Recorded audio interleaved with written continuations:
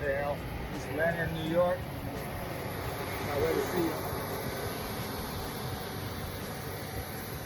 Cold here, man.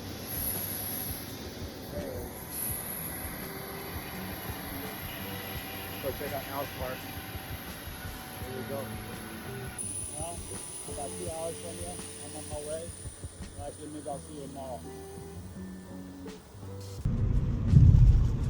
All right, leaving New York, making my way to Connecticut to meet up with Al. Can't wait to see the Gullwing. Just checked in with Al, let him know I'm on my way. Got a 2-hour drive from New York to Connecticut. I'm very excited to meet Al finally. You know, he got me all excited about revisiting building a Gullwing, so all the credit to him and to put out the videos, and that got my juices flowing to find my shell and build my Gullwing. It's not built yet. 2026 I will get that finished. I'm hoping by summer. It's going to be tall order, but very doable with the right help. Beautiful roads here in Connecticut. Obviously, this is January, and they just had some weather move through and dumped a bunch of snow. About 4.5 miles. The legend, Al. What's up? Finally Buddy? met, man. How you doing, Been bro? talking to you for what, 2 years now? I know, it's been a while. Incredible, dude. I recognize your Airstream from our conversations back and I forth. call you and say don't go to the front because everyone goes to the front. But we're here. We're here. Made it. 2-hour drive from New York. Yeah, that's about right. How's your day going? So far, so good. Even better now that you're here. Get the Right, let's go. Let's go check out his car. No complaints. No complaints. No complaints. Getting the BMW completed and started work on Gullwing again. I'm wearing Meta glasses and I'm blind, so we're gonna take this plastic cover off of here because I washed it yesterday. Let me wrap it up from the back.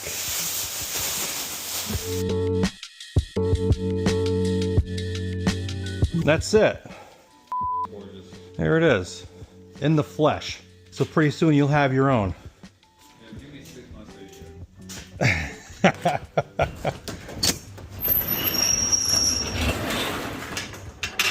Okay. Man, that's shiny. The minute after I'm done washing it, the dust goes sucks it right to it. It's amazing how fast. That's why I put the plastic over it. But yeah, that's it. On the outside and kind of on the inside. You know, gotta clean the inside a little bit, but it's all from the left. From when I was doing the video with the guy, you know, I had to watch it because you take it on the road with some the sand and the dirt was kind of a little hectic. But did you get your photo shoot done? the photo shoot is I'll show you the video that I have, but he's gonna change it. I don't like the beginning of the video, so we're the media is gonna make or break the car. You know, like the yeah, no, I'll show you what I want to do. But I was gonna send it to you, but I was like, oh, you're coming anyway, so what the difference? So how's the engine bay look? as good as everything else. So right now I'm struggling with front latch because the SLK.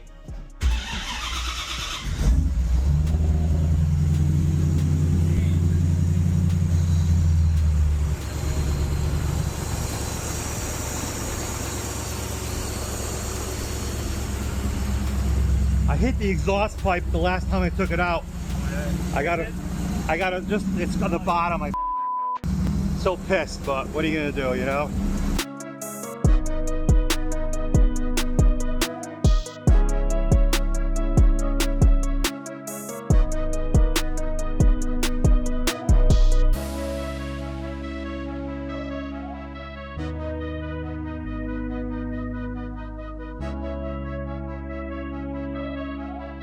Al, how long have you been working on this car? Well, that's a long story. Since I started working on that car was like 2015, but you know, like I tell everybody, building the molds was a couple year process, probably 3 years, and then finally getting the body, and then, you know, molding the doors and everything else. But when I actually had a body to work on, probably the car was probably 3 or 4 years. get it to this. All by yourself. Yeah, in here. I'm bad, I'm anal, and everything has to be perfect, so. So my struggle was similar to you. I'm not that anal, but I need it to look right? Because if I'm gonna put all that effort into it, it needs to, the optics of it, you don't want it to like from 10 feet away, like, oh yeah, obviously this is a kit car. For me, the thing, like you said, is the body gaps, the doors have to sit right. Like under the hood, for me, you can use whatever motor you want because a replica is a replica. That's what I figure it as. People are like, oh, you put a Chevy motor in a Mercedes. I'm like, well, it's not a Mercedes to begin with. It's a fiberglass reproduction of a Mercedes, I said. So for me, is when the hood's closed and you can look inside the car and the interior and it looks the part. Looks the part. Then you're good. And it sits right, you know, it doesn't look funny. Yeah. Then you're good. Kit car or a replica really quick, but yeah, no doubt. They will tell you, trust me. Yeah. I get this all the time. Oh, yeah. Yeah, they're happy to tell you. They knock on it. Yeah. Fucking, you know. Like, don't touch it, you know? Don't do that. Like, you did an amazing job, Al. You know, I've been, I think I ran across your YouTube channel about 2 years ago.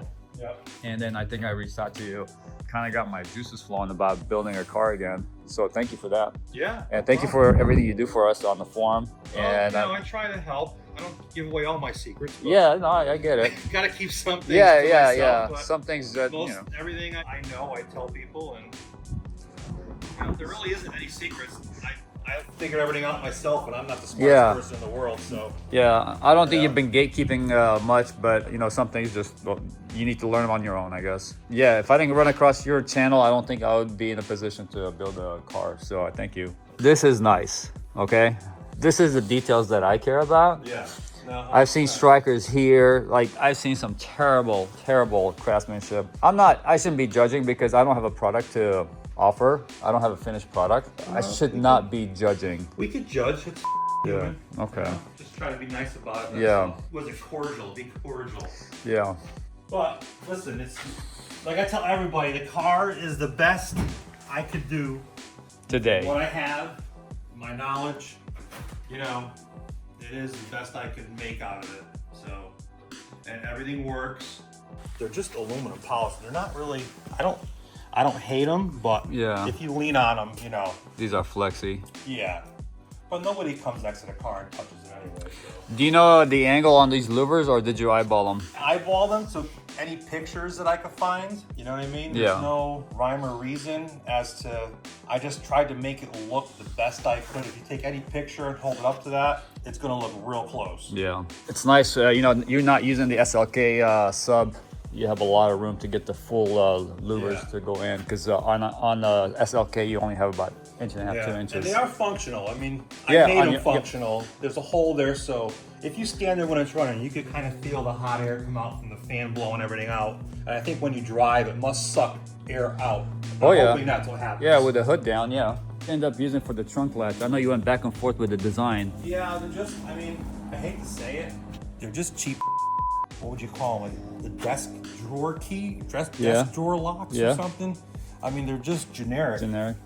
But they have the little cover that keeps dirt out. That was a major, you have to look for those. The original replicas, I heard they used Honda Civic latches? I don't know. Because when I had that video out of Monterey following one of the originals, and the guy noted, you can tell it's a, you know, what's the name? What's that guy's name that did all the kits originally? Where again?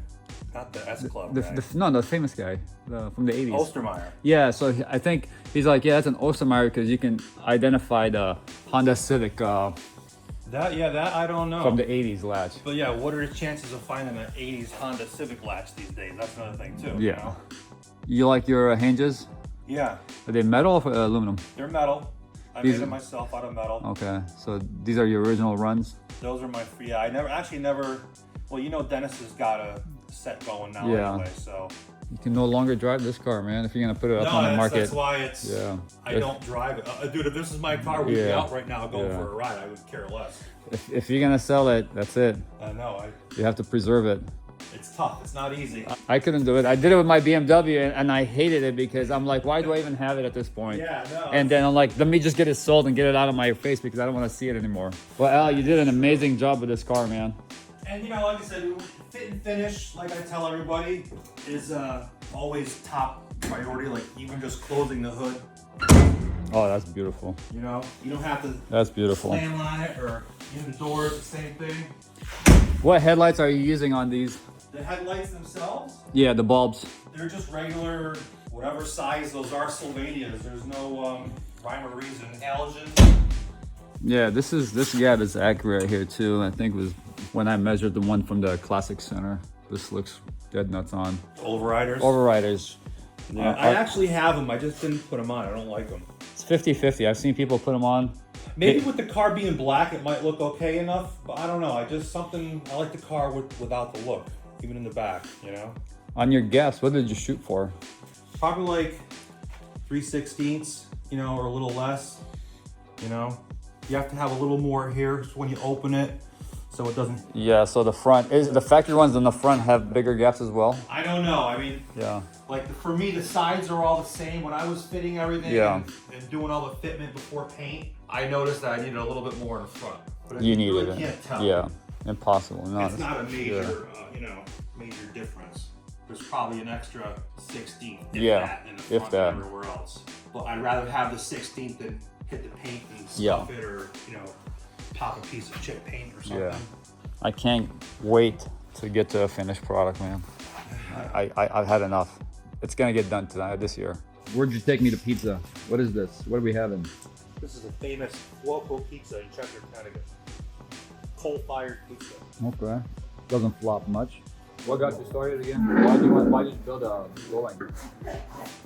Mainly because my uncle seen it as a kid, I guess, being a car guy, wanting to do everything he did growing up. So that was mainly,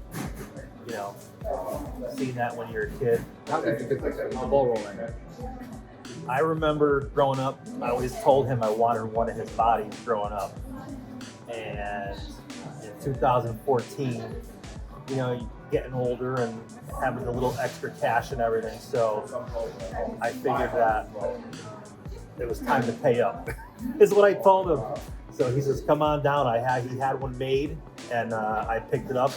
I flew out to California and got a rental truck, drove it all the way back to Connecticut, and that's kind of when it started. Did you get a family discount? Oh, it was free. Yeah, no, there was no payment on that. Those bikes are about 6 feet wide, roughly. You ever just put on an open flatbed? I rented a box truck, a 14-foot box truck. Okay. Yeah. So and it actually worked out good, perfect. Get it home. Long 4 days. Yeah, like I was about to say, that's a long drive back. Drove till probably from first thing in the morning at the hotel, drive until 8, 9 o'clock, maybe sometimes 12 o'clock. Just get a hotel room, sleep, wake up, breakfast, and go again. 2016, you said? 2012? 14. 14. Yep. 14. 2014. Wow, that's 12 years ago almost. 11 years ago to get the body. And then, my struggle was, now what I do? Because you're thinking, I got the body, everything else is going to be a piece of cake. Well, I got the body, and the way I got the body was in pieces. There was a left, a right, and a front clip, because that's just how he made the molds back then. The molds were only 3 or 4 pieces. He made a part of the body in each mold, and then that's just what he had. I fused them together, and that was my plug. And that's when after obviously the plug, I made the mold, and then I made my body. So that was a common practice back then to do it in pieces, or that just no? That was just something he made and had on the side. Okay. So instead of him making another whole body, I said I'll just take that and make it work.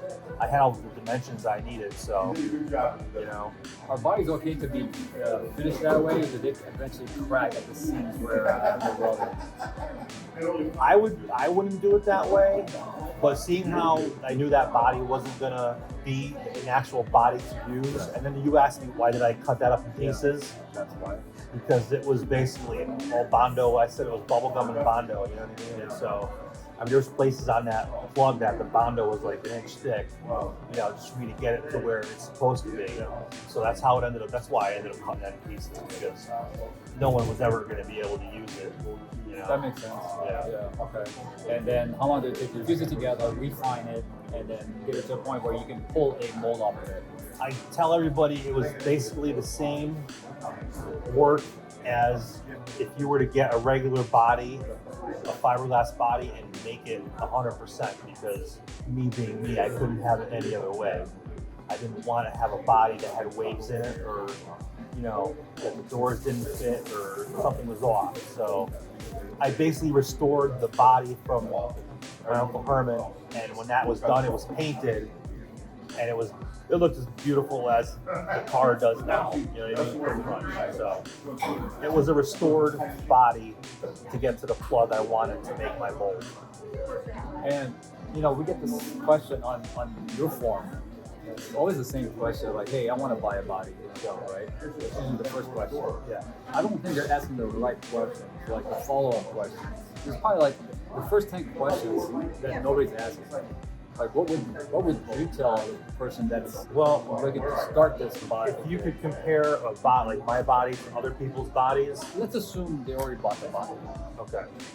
So let's see, what would I want to ask? Because I've noticed you cannot just think about the next step on this build. You have to think You gotta be 2 or 3 steps 4, ahead. 5 steps ahead. Minimum at all 3. Times, Minimum at all 3. times. Because Otherwise, something that you do, putting this here, and then it's all where you want it, and then but all of a sudden now the door doesn't close, or this can't fit, or you always have to be 3 steps ahead minimum. I noticed from personal experience. This is why I'm asking the question, to whoever's looking to buy it, whoever's buying a kit or buy a kit, just know that have a game plan. Talk to the guys. A lot of people don't want to share their experiences also, so it's going to be tough. They don't want to give up the trade secrets, or they struggle with it so much. They're like, no, I'm not going to let it. I'm not going to let you have it easy. There's no way. It's a dick move. There's some of that. There's a lot of that. But you know what? I have my own parts of that. But like I told you before, 90% of my stuff that I will share with everybody, because we want everyone to be successful at building the car. Especially if I supplied you with a body, I want to make sure you're happy with it, But so I think there has been a lot of gatekeeping. I'm not saying you, just in general, there's a lot. Because it's a new concept of people like feeling okay to be able to do that, because they were always worried about getting it crushed. So now everybody's jumping in, right? I'm trying to shed some light on to everybody. I'm going to get my car eventually done, one way or another. Come hell or high water, it's going to get done. we'll get done. So, and I want to share my experience with everybody. To me, just being ahead of it was important. And even when I was ahead of it, and then I was absentee maybe when I was having to work and had somebody else helping me with our build, and always took a sharp right turn or sharp left turn, and I had to corral it back. So, no, it's not an easy car to build. It's a lot of homework. Because there's no written instructions anywhere. Even if you watch a video on YouTube where there's a couple people building them, I mean, everyone's got their own different ways. It's definitely, it's just the body. That's it. You have to figure out what you're putting it on, how it's going to be put on. It's basically a jello. It's a fiberglass body. That's all it is. You got to mount it onto whatever you're doing, and it has to work. And it has to be sturdy. It has to be strong. Otherwise, lots of issues. Closing doors and a lot of stuff. A lot of, like I said, 3 or 4 steps ahead of yourself at all times. you can throw it together, but you're not going to like the finished product. No. The details. If you can pull it off from 10 feet away, I think that's a good accomplishment. Yeah. Whoever comes up, if they've seen a real one or they're educated. Yeah, a real 300 SL guru could pick it out from 15, 20 feet away. And I think our finished product should be acceptable at 10 feet. I think that would be a... Yeah, that's a good goal. It's a good goal. But now going back to you saying what things you look at a body. I know a lot of people you buy bodies from can't show you a finished product. Some of them can. A lot of you can't be there to see what's going in the crate when you get it. If you're buying something from overseas, thousands of miles away, you don't know what you're gonna get. So unless you could really go there. If I was going to spend 20 grand on a body, you might want to spend $1,000 on a plane ticket to see what you're getting. I agree with you 1,000%. Hindsight, I would like to visit the place where it's getting built, even if it's going to cost $1,000 and just chalk it up to the cost of the body. It's all part of what it's going to cost. The amount of foresight and headaches you're going to save down the road, you're going to pay for that $1,000 tenfold. Yeah, like I tell everybody, you want to come look at the car? You know, if someone's interested in buying a body from me, hey, here's the car. Come look at it, see what you're getting. You know, ask any questions, you know. But it's hard to do that. And I'm not disparaging people that are doing it overseas, but it's hard to do that if you're in Texas and you're buying a body from somewhere out in the Middle East or something, you know, unless you definitely know for sure who, what, where, when. But they are expensive. Yeah, they are expensive, and it's not easy to travel. And you get what you pay for. Yeah. I will tell you that. That's with everything. If you're gonna get a body for $8 grand, expect to do a lot of work on it. Yeah. If you're gonna get a body that's significantly more, the fit and finish is probably gonna be a lot better. But that's just my experience. Also mine, because I ended up with two, and one, my first body came out in Mexico, and I gotta tell you, that needed a lot of work. I mean, the roof line was not right, and if I'm gonna do a finished car to be trying to look like an original, not a resto mod. I mean, it's a car it's an iconic car. I don't know how you can go halfway on it. You know what I mean? You can't. You know, how can you close the door and one part of the door is higher or the trunk's not sitting right? I mean, it's just, but that's the stuff that you have to work out. You know, that's the hard stuff. The easy part is finding a body and throwing it on top of a car. Everything after that, all the fine tuning, is where you got to know what you're doing. That's a big challenge, and I've learned my lesson the hard way. It cost me time and money. So hopefully nobody else falls in that trap. I hope not. Yeah. But the fiberglass business is a very lucrative business. It's always been. All these places, I mean, you're around in California, I'm sure all these shops that build 32 Fords, and next thing you know, they're out of business because everyone's suing them. And then a week later, they open up under a new name and they start all over again. Oh yeah, big time. All the little hot rod shops that were building fiberglass bodies, all of them, they went belly up, and then a week later, they open up bankruptcy, and then they open up with another name. It was a big deal. Yeah. Selling a body, they give a deposit, never get a body. Then once they claim bankruptcy, they're free and clear. And they open their name to someone else and do it again. Yeah, it was. And I think it still is in a lot of places. Change the subject a little bit. Your car is like finished 100%? Yeah, I don't plan on doing anything else to it besides dusting it off. Okay.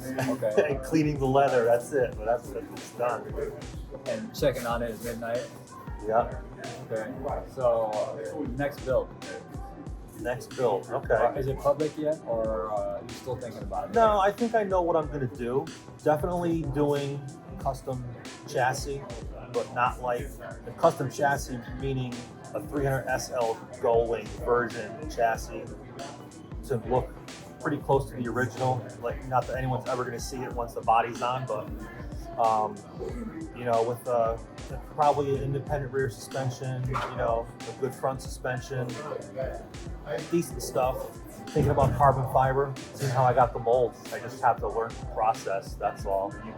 Yeah, new material. But I think my molds are capable of doing carbon fiber, you know, or at least do a fiberglass body, one-piece body, and then have the hood, trunks, and the doors out of carbon fiber. Kind of like an SL Gullwing would have been a metal body with aluminum doors, hood and trunk, just something a little different. That would be more personal to you. Yeah. Okay. Yeah. But I don't know if I would get into the carbon fiber thing. I don't know. It could be easier. I don't know. It might be easier vacuum bagging things. You know, it looks like a pretty cool process. Less layers? It's like micro thin. Yeah. I picked up carbon. If you never picked up a real carbon fiber piece, you know that they're like light and they're like almost indestructible. And is it a single layer? Probably a couple thin layers, Yeah. and then you infuse it. It's infused with a vacuum pump, Yeah. and then it's a big vacuum, like Yeah. they do aircraft. Yeah, I've done some. I was about to say I've done some work on Helicopters and composite, aircraft, yeah, yeah. composite work, and we use Yeah, so carbon. it's definitely some cool stuff. Even my body isn't as 100% as the plug was making the molds. My car still needs a little Bondo on it, you know what I mean? A little bit. Nothing crazy. But if you want a car 100% straight, there's going to be Bondo on it no matter what. Oh, you have to have filler. You have to have filler. It's just how much filler. My car has very little. But there's some spots where you have to make it perfect. If you want the lines right, Yeah, there's no other way. Yeah. So that's the only thing that would hold me back from doing a carbon fiber body. I don't think I could have a carbon fiber body that is like a clear coated carbon fiber. It would be carbon fiber, but it would probably still be painted, you know what I mean? And done that way. Yeah. I'm doing my next build would be a 6-speed with a V8 naturally aspirated AMG using a crossfire. That way I get the same wheelbase. So I get the wheelbase, I'll get the 6-speed, I'll get the naturally aspirated V8 AMG when you open up the hood. I want to take it another step and maybe delete the sheet metal and then replace it with tube. That process, does that interest you at all? So the sheet metal on On a crossfire or an SLK 32 AMG, and there's a term to deleting that sheet metal and turning it to a tube car. I don't know what that term is. I honestly have never seen that. Yeah. So where you just pick up all the suspension points, engine mount points, and just delete all the sheet metal. I guess that could work. Yeah. It would probably lighten it up, I would imagine, right? Maybe? Yeah, give you a lot of flexibility on setting the body. Yeah, you get rid of all that mass space that, So I've been, thinking about that for a second. That's a different way to approach it. Yeah. That could work. Because the geometry of the SLK wheelbase is already there. Yeah. Kicking that around. Possibility. When you see yourself putting your airplane, when are you gonna put your Gulfstream up for sale? Yes. Probably I've been watching the auctions, like Bring a Trailer. I don't know if they come on my phone all the time. There's a lot less cars on there this time of year. Like, Yeah. you can go on there like in September. There's like 1,000 cars, and it's like you could scroll through for 10 minutes. Now there's like 60 auctions ending, and 100 more starting. That's light. That's light. So I I just noticed want to that. make sure I have the audience I need to sell it. Thank you very much. I'm That's thinking what? Springtime. I'm going to monitor it. I want to see, because I will put a reserve on it. If I don't get what I want, I'm not going to sell it. I wouldn't sell it through like Meekum or anything, because you have to bring the car there. And I think you have to like give them the title and all. There's a bunch of stuff when you do an auction like that, and I don't want to transport my car every all over creation to sell it. Honestly, with a platform like Bring a Trailer, we're not getting paid by Bring a Trailer. Yeah. Or Dunkin. Think America running, that's right. Yeah. America. I think you're gonna get all the eyeballs on Bring a Trailer. Or I hope so. Or what's his name? The other platform. What's his name? You got Cars me. and Bids with. I've never been on that one. Yeah. Is that the same kind of concept? Yeah, same concept with Doug DeMuro. Doug is a big YouTube guy, and he was a car guy. He is a car guy. That name sounds familiar. I have to look him up. Doug And DeMuro. he started going on the platform. Oh, okay. Yeah, you should check out Cars and Bids. I will check that out too. Yeah, we'll tag Doug DeMuro. I don't know, can you tag somebody on YouTube? I have no idea. Yeah. Anyways, This is as far as my technology goes. Hey, Doug, if you're hearing this, let us know. What do you think? How would Gullwing do on your platform? Replica though. Replica Gullwing. We're not inferring. Yeah. Good coffee. Good conversation. Elle, again, pleasure meeting you. Pleasure's been all mine. And our next step, what? We're gonna go see Dennise. Dennise, yeah, the infamous Dennise. Dennise is a one-man fabrication shop. He does All of our parts. Yeah, he fabricates door handles, shocks. Door shots, a lot of trim, the badging on the back. What else does he do now? The front grill under the windshield. Oh, he's doing that too? Yep, he does that. All the dashboard knobs, things like that. All right, well, let's go visit him.